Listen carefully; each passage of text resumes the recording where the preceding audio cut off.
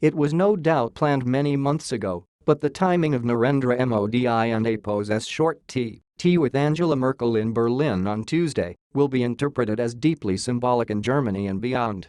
Could there be something of a pivot to Asia going on in Europe and APO's economic powerhouse? The Indian Prime Minister arrived in Europe after what has already been something of a whirlwind few days for Germany and APO's Chancellor. First there was a tense NATO summit in Brussels, followed by, to use Frau Merkel and APO's understated phrasing, very difficult and G7 summit in Italy, where differences over climate change were particularly apparent. Then on Sunday, in a Bavarian beer tent, Mrs. Merkel made the remarkable pronouncement that Germany could no longer rely on its long-standing partners, for which read Brexit Britain and Donald Trump and APO's America. It and APO's telling, though, that Mrs. Merkel and APO's remarks were covered with more fanfare abroad than they were in the Germany and APO's domestic press, where they were largely recognized as a deft piece of electioneering. She wants to make clear SHE and APO's as prepared as anyone else to stand up to Trump, who reiterated past criticisms on Tuesday with his tweet, and "We have a massive trade deficit with Germany, plus they pay far less than they should on NATO and military. Very bad for US. This will change and But while things may have come to a head this week, Germany and APO's business community had already been slowly coming to the conclusion that it may, regrettably, be time to seek new friends. Berlin and APO's old partners are still of supreme importance, of course. Germany exports more to the US and UK than it does to India, China, Korea, and Japan combined. And despite the warm handshakes, photo ops and memorandums of understanding announced this week, the EU is still some distance from signing a free trade agreement with Narendra Modi and APO's government.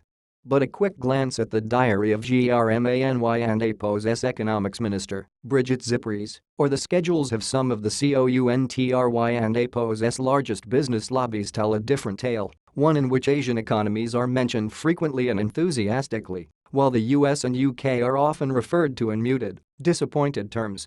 UCAN and APO's move for Sino-Germany and business conferences in Berlin and Brussels these days, and large, enthusiastic Chinese delegations are a common sight at many of Germany and APO's famous trade fairs.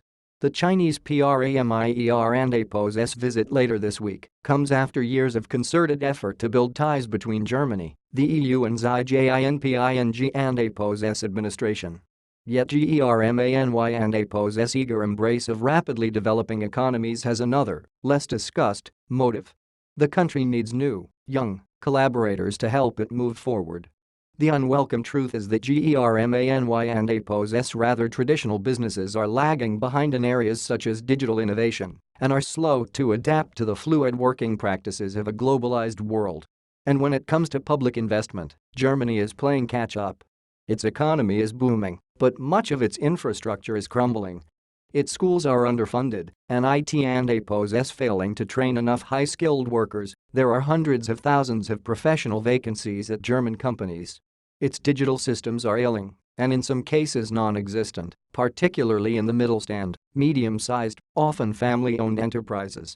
The so-called clean energy TRA and SITIO has failed to bring down emissions. The level of greenhouse gases has actually increased, and Germany still relies heavily on lignite, among the dirtiest of coals. A target to bring 1 million electric cars to the streets of Germany will almost certainly be missed. The Made in Germany brand continues to be damaged by the never-ending DIVSELGATE saga over VOLKSWAGE and APO's manipulation of car emissions tests. Unemployment is low, but people in work are paying higher taxes. Since 2004, the total number of taxpayers paying a rate of 42% has doubled.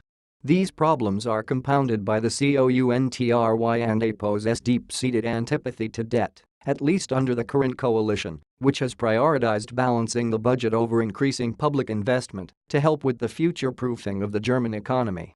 As Mrs. Merkel seeks to be re-elected for a record fourth term, the above issues, will serve as ammunition for her opponents, particularly the SPD and APO's Martin Schulz, who will be asking why the benefits of GERMANY and APO's incessant growth are not as widespread as they could be.